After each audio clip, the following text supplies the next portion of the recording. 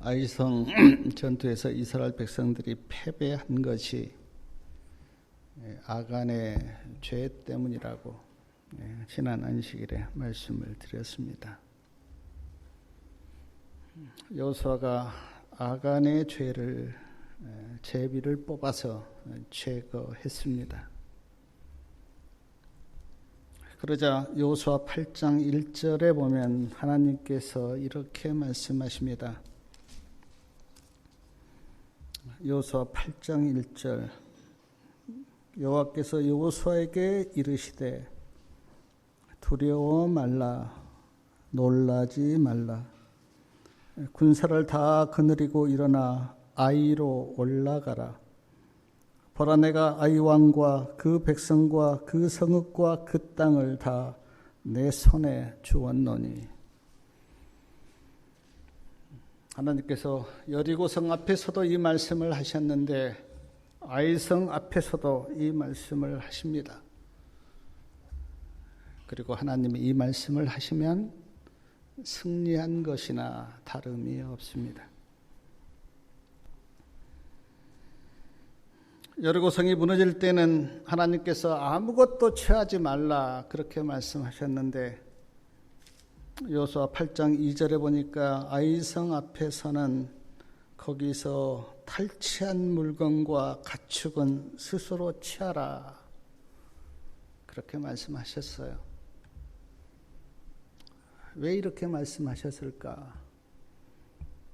여리고성은 하나님께서 무너뜨렸습니다. 근데 아이성은 이스라엘 백성들이 싸워서 정복해야만 했어요. 그래서 하나님께서 아이성에서 탈취한 물건은 스스로 취하라고 그렇게 말씀하셨다고 저는 믿습니다.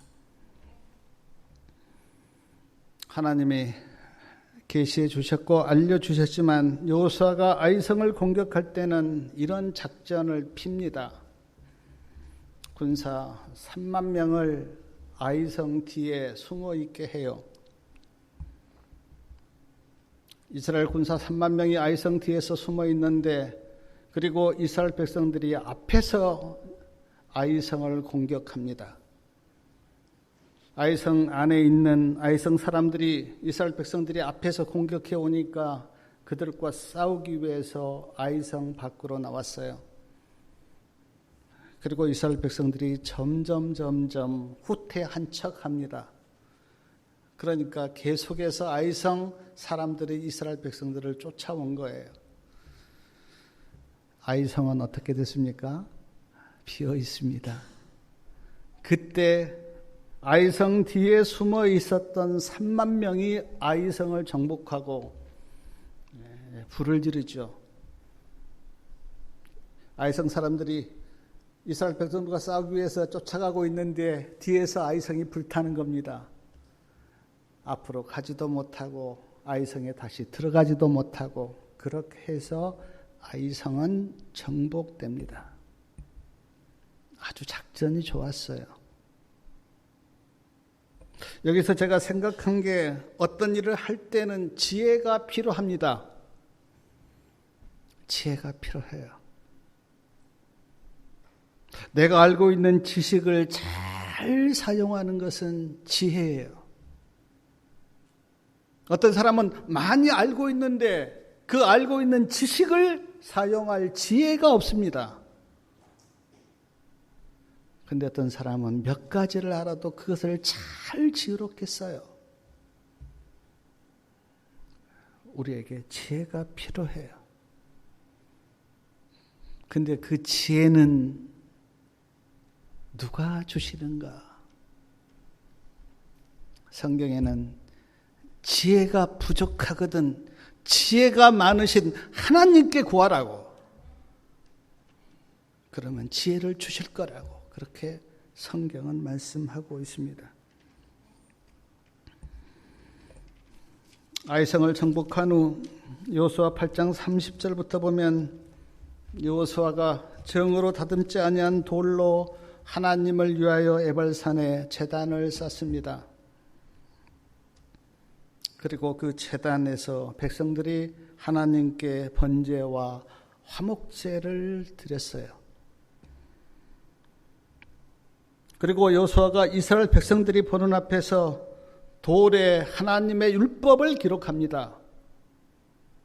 그 율법은 십계명뿐만 아니라 모세가 책에 기록한 율법까지도 여호수아가 돌의 율법을 기록했어요. 사랑하는 여러분, 왜 여호수아가 돌의 율법을 기록하였을까? 이스라엘 백성들에게 율법을 가르치기 위해서. 특별히 우리가 다 배웠지만 시내산 전에 애굽에서 나왔던 백성들은 거의 다 죽었습니다. 그리고 시내산에서 율법을 받았는데 지금 그 이후에 태어난 사람들은 율법을 몰라요, 잘. 그러니까 여호수아가 돌에 하나님의 율법을 기록하고 그 율법을 백성들이 보고 배우도록 하기 위해서 그렇게 하신 겁니다. 율법을 돌에 기록한 후에 제사장들은 언약궤를 보고 중간에 서 있습니다. 세겜을 중심으로, 제가 그 사진에 세겜 마을을 봤는데 그리 크진 않아요. 세겜이 있고 양쪽으로 그리심산이 있고 에발산이 있습니다. 제사장들은 언약궤를 메고 중간에 서 있고, 그리심산에는 레아와 라헬에게서 태어난 6지파를 세우고, 에발산에는 레아와 라헬의 몸종 실바와 비라에서 태어난 6지파를 세운 후 여호수아가 신명기 27장 축복과 저주에 대한 말씀을 낭독합니다. 축복에 대한 말씀을 낭독할 때는 그리심산에 있는 6지파가 아멘 그렇게 대답하였고, 저주에 대한 말씀을 낭독할 때는 에발산에 있는 6지파가 아멘 그렇게 대답했어요. 그러니까 여호수아가 하나님의 말씀을 낭독할 때 에발산과 그리심산에 있는 이스라엘 백성들이 아멘이라고 그렇게 대답한 것을 성경에서 보게 돼요. 사랑하는 여러분, 아멘이 무슨 뜻입니까? 아멘. 네. 나도 그렇게 믿습니다. 나도 그렇게 생각합니다. 그런 뜻이에요. 아멘이.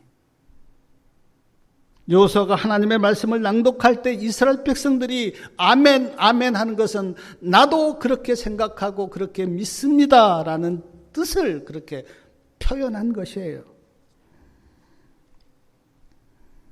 시편 106편 48절에는 하나님의 말씀을 들을 때 모든 백성들아 아멘 할지어다.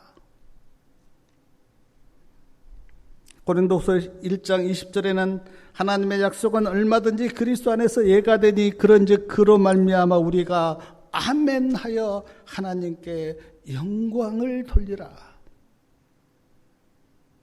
아멘하여서. 요한계시록 22장 20절과 21절 성경 제일 마지막 두 절은 이렇게 되어 있습니다. 이것들을 증거하신 이가 가라사대 내가 진실로 속히 오리라 하시거늘 아멘 주 예수여 오시옵소서. 주 예수의 은혜가 모든 자들에게 있을지어다. 아멘. 성경이 아멘으로 끝나요. 성경 제일 끝에 제일 마지막 말씀은 아멘입니다. 아멘.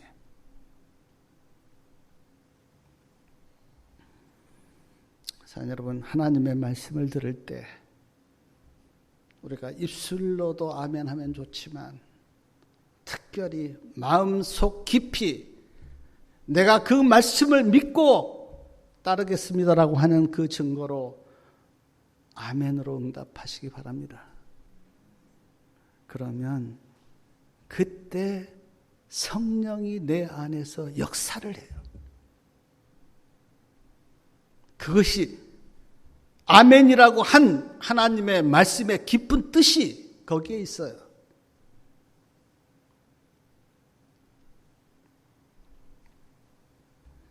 사랑하는 여러분, 왜 하나님께서 축복과 저주의 말씀을 하셨을까? 저는 믿습니다. 하나님을 믿는 모든 사람들이 축복을 받고 저주를 받지 않기를 바라시는 하나님의 마음 때문에, 이렇게 하면 축복을 받고 이렇게 하면 저주를 받는다는 그 말씀을 백성들에게 들려주심으로 말미암아 모든 백성들이 축복 가운데 있기를 바라시는 하나님의 마음이 여기에 있는 거예요.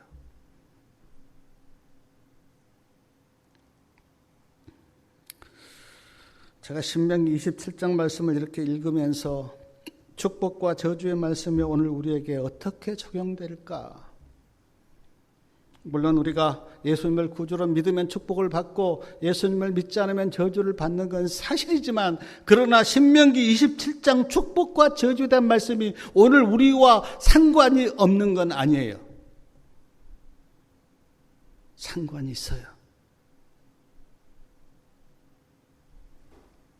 깊은 관계를 맺고 있어요.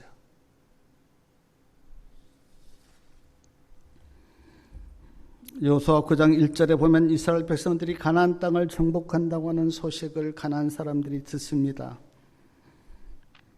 그래서 헷속족, 아모리 족속, 가나안 족속, 브리스 족속, 히위 족속, 여부스 족속 왕들이 모여서 이스라엘 백성들과 전쟁을 하기 위해서 모였어요. 근데 여호수아 9장 3절부터 보면 기브온 족속 지도자들이 꾀를 냅니다. 그 꾀가 뭔가? 아주 낡은 전대, 이 전대는 자루를 가리키는데 자루를 가지고 와요. 찢어진 가죽 포도주 부대를 나귀에 싣고 옵니다.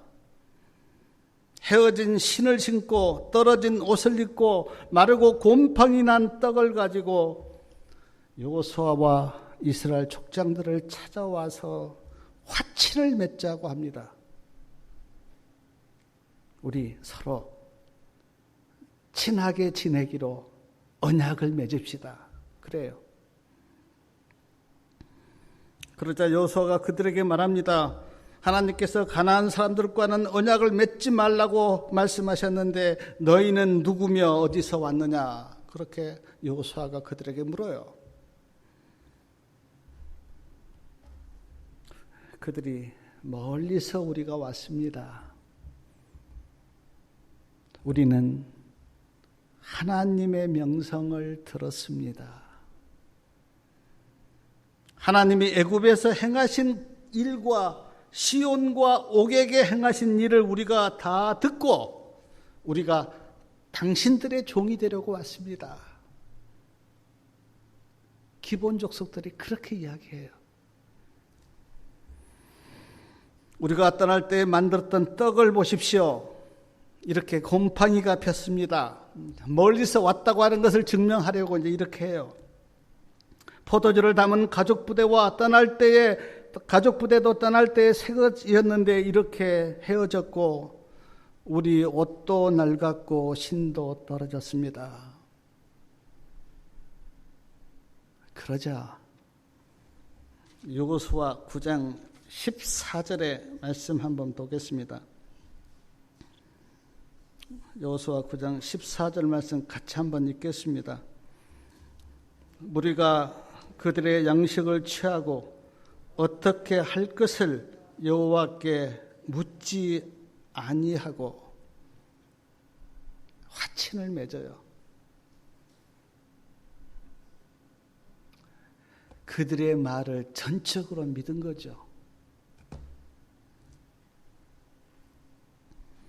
그리고 언약을 맺었는데 그리고 3일 후에 여호수아 9장 16절에 보니까 그들이 멀리서 온 것이 아니라 근처에 사는 기브온 족속이라고 하는 것을 알게 돼요. 3일 후에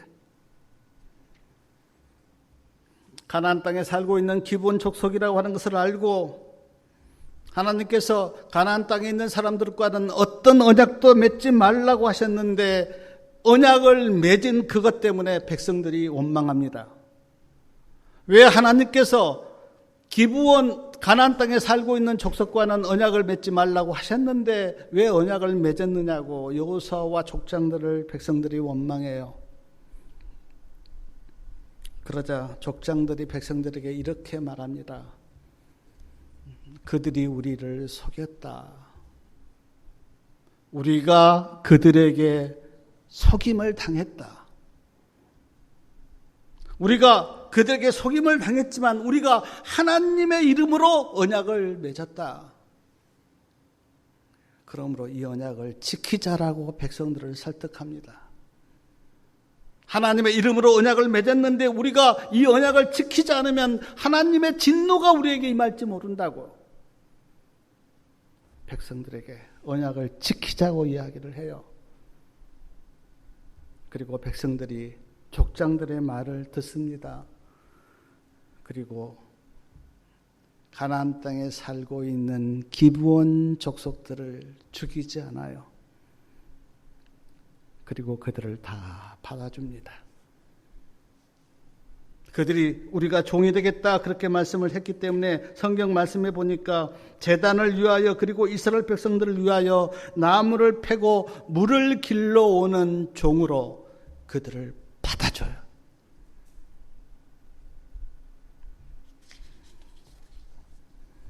여호수아 9장 22절에 보니까 여호수아가 그들에게 말합니다. 왜 우리에게 거짓말을 했느냐? 기브온 사람들이 이렇게 대답합니다.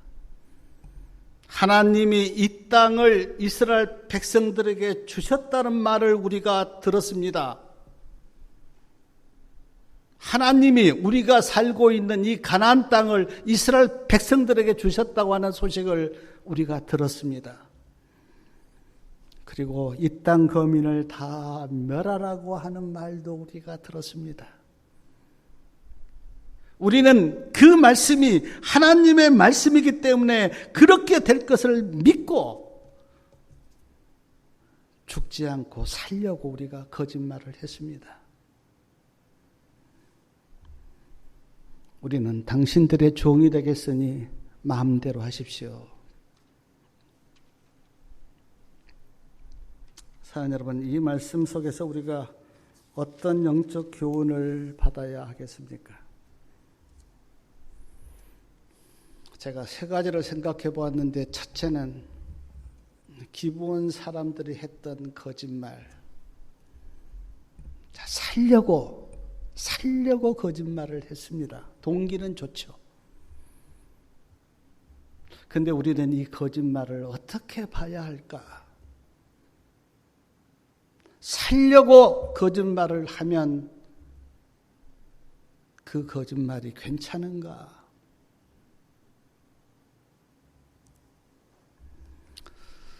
이 거짓말을 우리는 어떻게 이 말씀 속에서 어떤 측면으로 생각해야 하는가?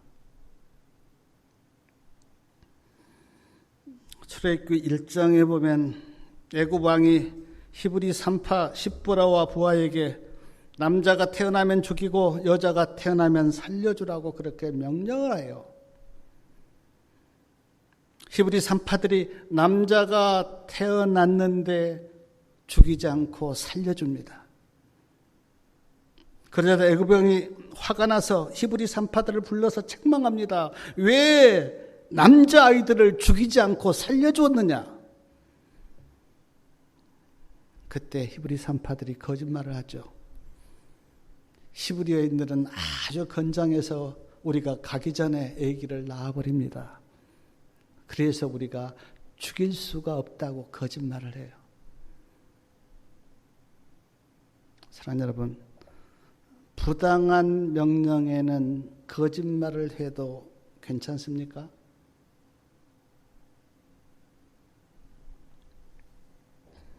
또한 얼마 전에 우리가 보았지만 요소가 보낸 두 정탐꾼을 숨겨준 라합, 지붕 위에 숨겨두고 그들이 갔다고 거짓말을 합니다. 그래서 그들을 살려요. 성경 어디에 봐도 거짓말을 한 라합에게 하나님께서 책망하셨다는 말씀이 없어요. 그리고 라합은 구원을 받습니다.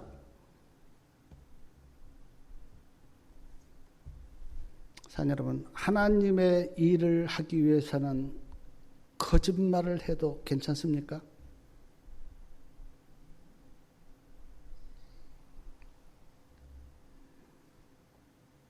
성경에는 10계명 중에 9째 계명은 분명히 거짓말을 하지 말라 그렇게 말씀합니다. 그리고 계시록 21장 27절에는 거짓말하는 자는 하늘에 들어가지 못한다고는 말씀도 있어요. 우리가 동기가 선하고 좋은 일이라고 하지만 이 선한 거짓말을 그리스도인들은 어떻게 봐야 할까?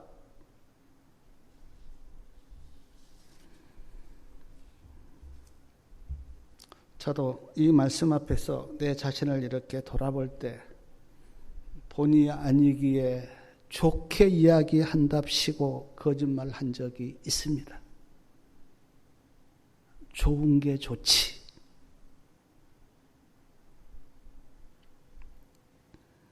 근데 부자 선지자 507페이지에 보니까 기본 사람들이 거짓말을 하지 않고 정직하게 말했다면 우리는 하나님의 말씀을 들었기 때문에 그 하나님의 말씀이 그대로 이루어질 것이라고 믿고 당신들에게 왔습니다라고 정직하게 말했다면 하나님께서 기브온 족속에게 은혜를 베푸셔서 종이 아니라 그들에게도 이스라엘 백성들과 똑같은 특권과 권리를 부여하였을 것이다. 증언의 말씀은 그렇게 이야기했어요. 그래서 저는 이렇게 생각했습니다.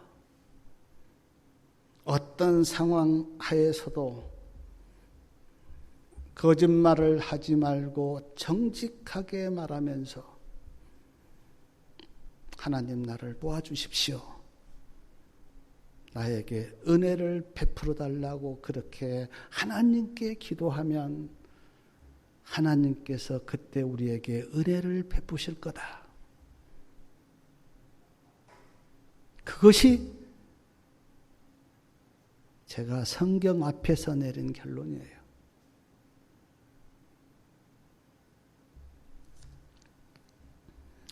또 하나 제가 이 말씀을 이렇게 묵상하면서 받았던 영적 교훈이 뭐냐면 전심으로 살려고 했던 기브온 족속들의 모습, 살려고 헌 부대를 준비하고 낡은 가죽 포도주 부대를 그들이 준비하고 헤어진 옷을 입고 떨어진 신발을 신고 곰팡이 난 떡을 가지고 와서 우리는 멀리서 왔다고 한 기브온 족속들의 모습, 그 모습을 하나님께서 어떻게 보셨을까? 가련하게 보신 것 아닐까? 그래서 그들이 죽지 않고 살도록 하나님께서 은혜를 베푸신 건 아닌가? 저는 기브온 족속들이 살려고 전심을 다한 그들의 모습을 보면서 이렇게 하면 하나님도 감동하시지 않을까? 사랑 여러분,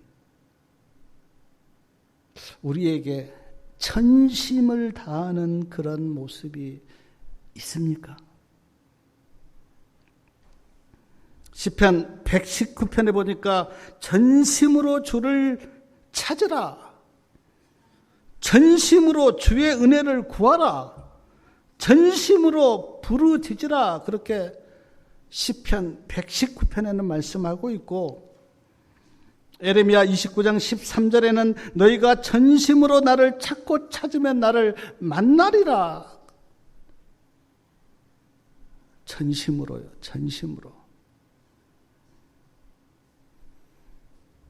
어떤 사람들은 자기에게 맡겨진 일에 대해서 전심을 다하지 않죠. 대충 합니다. 대충 해요. 근데 성경을 보니까 하나님의 마음은 그렇지 않아요. 그것이 세상 일이든 하나님의 일이든 그 일을 할 때 온 마음을 다하여 전심으로 하라고 성경에는 그렇게 말씀하고 있어요. 예수님을 믿는 것도 마찬가지입니다. 전심으로 믿어야 돼요. 전심으로. 전심으로 믿는 사람과 대충 하는 사람은 달라요.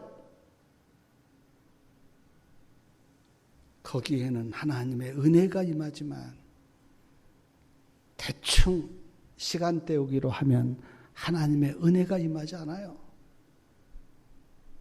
저는 기본 족속들이 왜 하나님께서 은혜를 베푸셔서 살려주셨을까? 그들이 온 마음을 다하여 살려고 전심을 다했던 그 모습이 하나님 앞에 불쌍하게 보인 것 아닌가?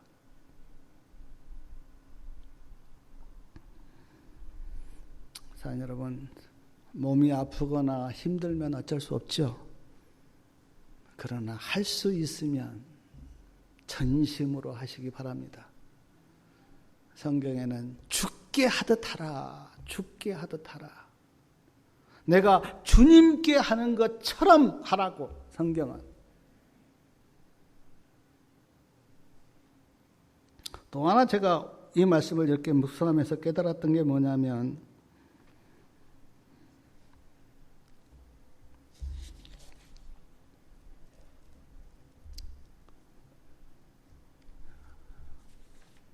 하나님께서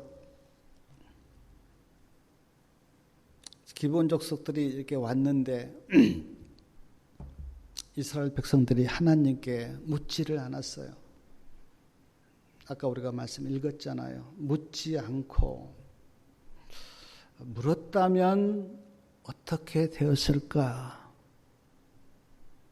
아마 물었다면 속임을 당하지 않았을 겁니다. 근데 묻지 않고 그들과 언약을 했고, 그것 때문에 백성들이 여호수아를 원망하고 족장들을 원망을 했죠. 묻지 않고요. 묻는다고 하는 의미가 뭡니까? 내가 어떤 일 앞에서 하나님 어떻게 할까요? 라고 묻는다고 하는 그 의미가 뭐예요? 나는 하나님을 믿고 의지합니다. 내 뜻대로가 아니라 하나님의 뜻대로 해 주십시오라고 하는 고백이 하나님께 묻는 거예요. 그러므로 하나님께 묻지 않고 자기 마음대로 하는 것은 믿음이 없는 겁니다. 믿음이. 하나님을 믿는 믿음이 없는 거예요. 그 자체가. 그러므로 묻는 것 자체가 뭐냐면 믿음의 행위예요. 누가 하나님께 묻고 일을 하는가? 믿음이 있는 사람이. 근데 누가 묻지 않고 자기 마음대로 하는가? 믿음이 없는 사람이. 그러므로 하나님께 묻는다고 하는 그 자체가 뭐냐면 나는 하나님을 의지하고 믿습니다. 하나님의 뜻대로 행하기를 나는 원합니다라고 하는 그 표현, 그것이 곧 하나님께 묻는 거예요. 하나님께 묻는 사람은요, 하나님께 딱 질문을 하나님 어떻게 할 거라고 물으면 그때 하나님의 말씀이 생각이 나요. 내가 평소에 봤던 그 하나님의 말씀이 하나님께 묻는 그 순간 성령의 역사를 통해서 깨닫게 해요. 그리고 가르쳐 줍니다. 그렇게 하지 말라고, 그렇게 하라고 가르쳐 줘요. 지혜도 주시고 내 마음속에 성령의 어떤 역사하심이 있어요. 내 마음속에 물으면. 근데 묻지 않으면 자기 마음대로 행하게 되어 있습니다. 그래서 우리가 하나님께 물어야 돼요.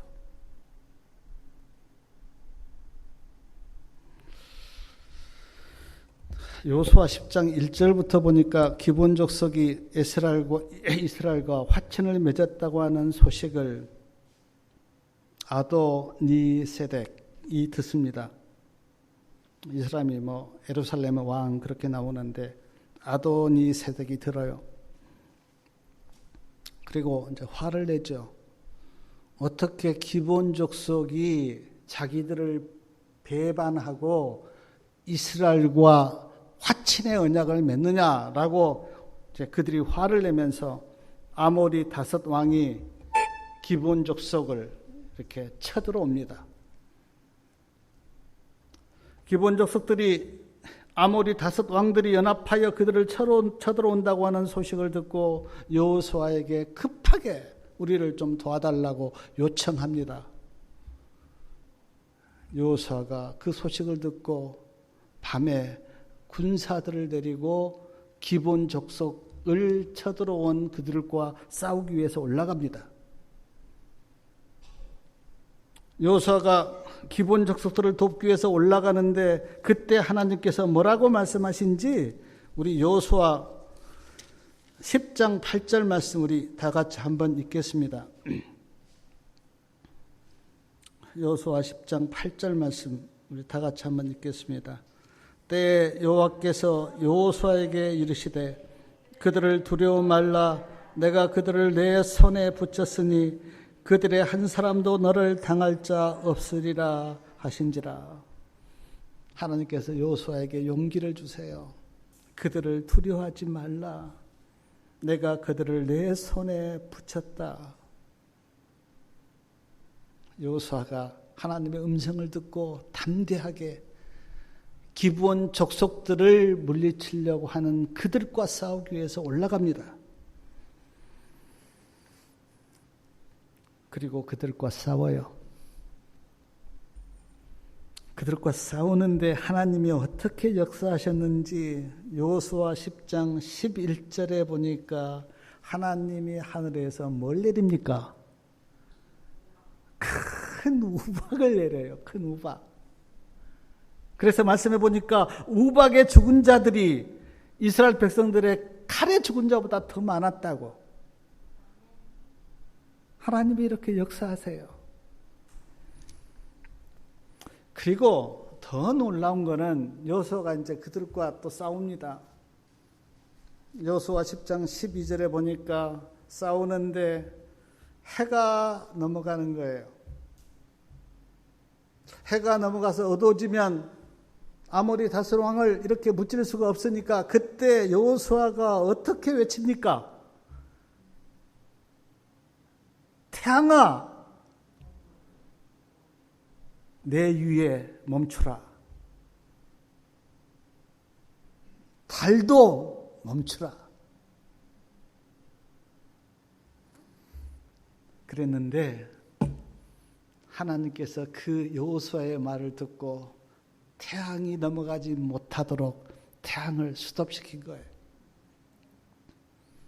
아마 사람들은 이거 잘 못 믿을 거예요. 근데 미국에서 과학자들이, 저도 들은 이야기입니다.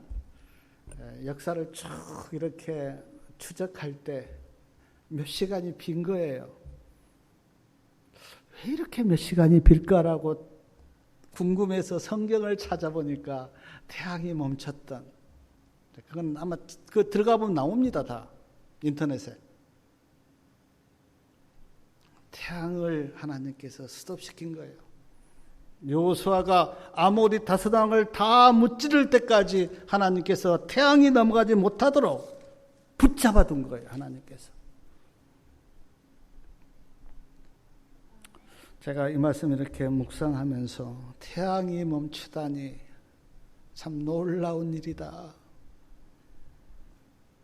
하나님께서 여호수아를 이렇게 도우시고 승리하도록 그렇게 역사하셨다고 하는 하나님의 그 말씀이 놀랍습니다. 여호수아도 어떻게 아무리 그래도 그렇지 태양을 향해서 태양아 멈추라고 그렇게 말할 수가 있을까? 여호수아의 믿음도 놀라워요.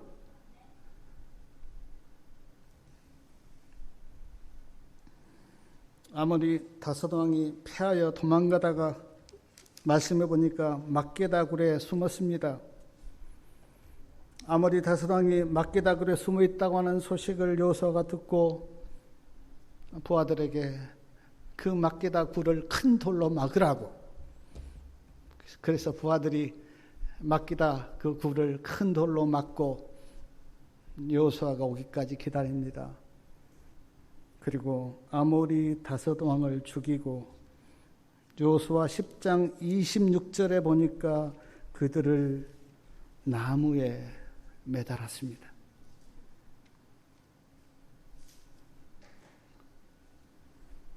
기브온 사람들을 돕기 위해서 싸운 이 전투에서 하나님도 역사하시고 여호수아도 담대한 믿음으로 가난한 사람들을 다 물리쳤어요. 그리고 여호수아 10장 8절과 19절에 보면 두 번이나 하나님이 그들을 이스라엘 손에 붙였다고 하는 말씀이 나오고 여호수아 10장 28절부터 43절까지는 여호수아가 가나안 남부지방을 정복하는데 제가 그 말씀을 이렇게 읽어보니까 7번이나 계속해서 반복하여 나온 말씀이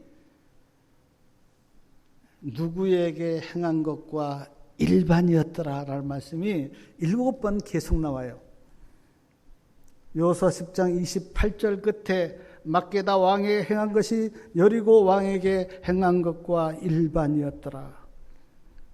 여호수아 10장 30절 끝에도 그 왕에게 행한 것이 여리고 왕에게 행한 것과 일반이었더라. 32절 끝에도 모든 사람을 쳐서 멸하셨으니 림나에 행한 것과 일반이었더라. 35절 끝에도 모든 사람을 당일에 진멸하였으니 라기스에게 행한 것과 일반이었더라. 37절 끝에도 모든 사람을 진멸한 것이 에글론에 행한 것과 일반이었더라. 39절에는 두 번이나 나오는데 드빌과 그 왕에게 행한 것이 헤브론에게 행한 것과 일반이요 림나와 그 왕에게 행한 것과 일반이었더라. 여기 뭐 지명도 잘 모르겠고 사람 이름도 잘 모르겠는데 일반이었다라고 하는 그 의미가 뭡니까? 전에 승리케 한 것 같이 누구와의 싸움에서도 하나님께서 일반으로 승리케 하셨다. 그런 뜻이에요. 물론 여호수아가 열심히 싸웠고 이스라엘 백성들이 열심히 싸웠겠죠. 그러나 누가 도우셨습니까? 하나님이 도우셨습니다.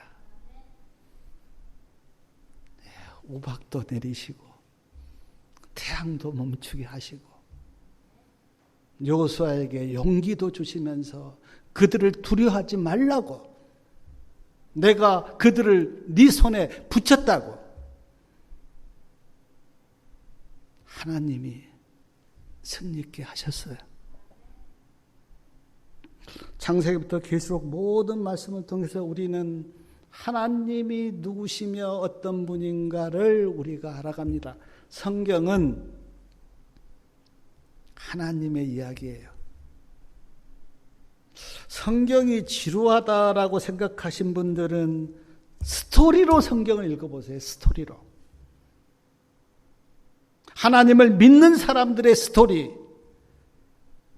그리고 하나님을 떠난 사람들의 스토리, 그 하나님이 어떻게 역사하셨는지 이야기로 성경을 읽어보세요. 지루하지 않습니다.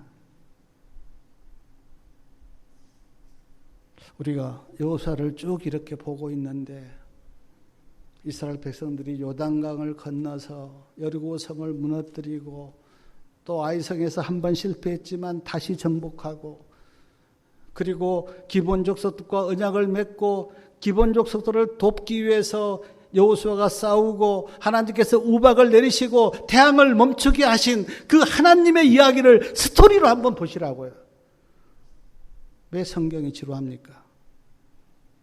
하나님의 스토리인데.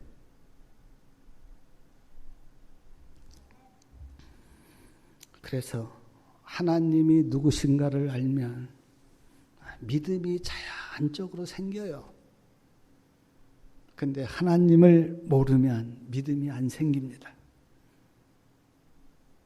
저는 여호수아서를 통해서 하나님이 어떻게 역사하셨고 하나님의 이스라엘 백성들을 향한 그 사랑과 은혜가 얼마나 큰가를 보면서 내가 믿는 하나님이 이런 분이시구나. 우리도 도우시는 하나님, 여호수아를 돕고 이스라엘 백성들을 도우신 그 하나님이 오늘 나도 돕고 우리 가족도 돕고 우리 교인들을 도우시는 하나님의 은혜, 그 하나님을 성경 말씀을 통해서 알아가시기 바랍니다. 그러면 하나님을 믿지 않을 수 없어요. 진짜 하나님을 알면.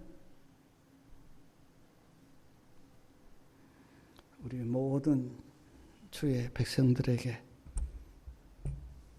특히 하나님을 믿고 하나님의 말씀을 보고 하나님을 향해서 기도하는 주의 모든 백성들에게 하나님의 은혜가 충만히 임하기를 바라면서 오늘 말씀을 마치겠습니다.